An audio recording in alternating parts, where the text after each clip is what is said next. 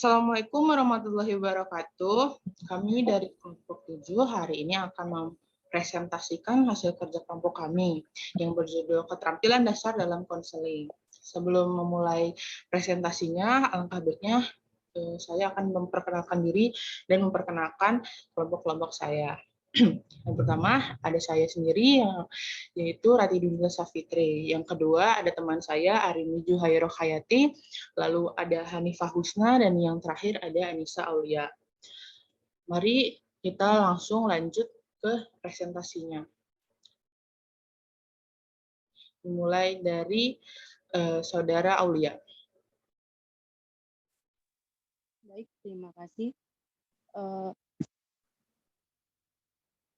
Dalam proses konseling, ada 3 keterampilan yang sangat penting dan perlu diperhatikan oleh konselor, yaitu yang pertama ada mendengarkan dan memperhatikan apa saja yang sedang disampaikan secara verbal maupun non-verbal oleh klien. Yang kedua, memahami isi pesan yang disampaikan oleh klien dengan baik. Yang ketiga, merespon secara tepat atas pesan yang disampaikan oleh klien dalam pelaksanaan konseling. Yang pertama, mendengar, listening. Dalam hal ini, mendengar merupakan suatu proses aktif menerima rangsangan, stimulus oleh telinga agar mampu ditanggapi dan dimaknai dengan semaksimal setiap pesan yang masuk untuk diberikan feedback-nya.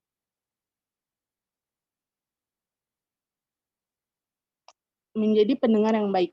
Menurut Bremer 1979, hal yang perlu diperhatikan untuk menjadi pendengar yang baik adalah yang pertama ada empati, yang kedua sensitif atau peka, yang ketiga mendengarkan secara efektif, yang keempat mendengar secara responsif, yang kelima adanya kesiapan mendengar, yang keenam berpartisipasi dalam proses pembicaraan memberikan dorongan minimal, 7. Titik beratnya mengungkap bukan mengkritik. 8. Kendalikan emosi. 9. Tangkap ide pokoknya. Dan yang terakhir, lincahkan pikiran dan ingatan.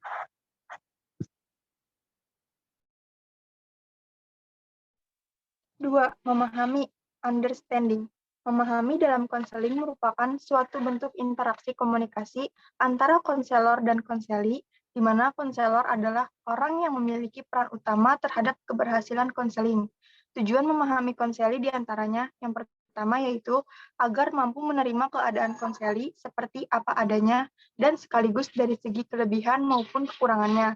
Yang kedua, agar konselor mampu memperlakukan konseli sebagaimana mestinya, dalam arti lain mampu memberikan bantuan sesuai harapan konseli.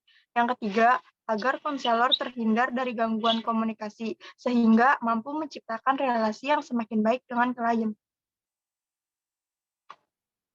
Untuk memahami konseli dengan baik, perlu adanya tahapan-tahapan yang dilalui baik sebelum proses dan setelah konseling. Tahapannya ialah yang pertama, mengidentifikasi masalah. Yang kedua, melakukan diagnosis. Yang ketiga, menetapkan prognosis. Dan yang keempat, evaluasi dan tindak lanjut. Dan yang ketiga ada merespon responses. 2 perangkat keterampilan yang diperlukan dalam merespon yaitu yang pertama ada membedakan secara cermat dimensi-dimensi pengalaman klien, yang kedua mengkomunikasikan secara akurat pada komunikator dimensi-dimensi yang diterima dan dipahami klien. Dan keterampilan jenis merespon menurut Karpov 1985 meliputi 3 macam. Yang pertama ada keterampilan merespon isi, yang kedua keterampilan merespon perasaan, dan terakhir keterampilan merespon arti. Responding to content, merespon terhadap ekspresi yang lengkap. Konselor harus mampu memutuskan dan merespon apa yang disampaikan oleh konseli dengan memberikan pertanyaan terbuka seperti bentuk respon terhadap apa yang disampaikan oleh konseli. Yang kedua ada responding to feeling, merespon perasaan konseli. Inti dari keterampilan ini adalah pemberian respon terhadap perasaan, mencakup proses bertanya dan menjawab pertanyaan tentang empati dan pengembangan respon yang tepat terhadap perasaan-perasaan klien. Terdapat beberapa jenis responding to feeling yang dapat diungkapkan balik oleh konselor menepati konseli, yaitu yang pertama ada mengamati perilaku dan keterampilan konseli. Yang kedua ada mengajukan pertanyaan empati dan menjawab pertanyaan empati. Yang ketiga ada mengembangkan respon yang tepat, mengembangkan respon yang dapat saling ditukar, interchangeable response. Merespon secara akurat serta merespon perasaan sedih, bahagia, marah, unik. Yang ketiga ada responding to meaning. Merespon isi hati, perasaan konseli. Respon harus diperkaya dengan cara menaruh perasaan dan isi ekspresi secara bersamaan dengan konseli. Isi digunakan untuk membuat perasaan menjadi lebih berarti. Responding menekankan pada pembuatan respon timbal balik yang menggambarkan perasaan dan isi ungkapan kepada pihak konselor dan klien. Sekian dari kelompok kami, kelompok 7. Mohon maaf bila ada salah-salah kata. Silahkan yang ingin bertanya, boleh langsung menulis pertanyaannya di kolom komentar yang telah disediakan di Google Classroom.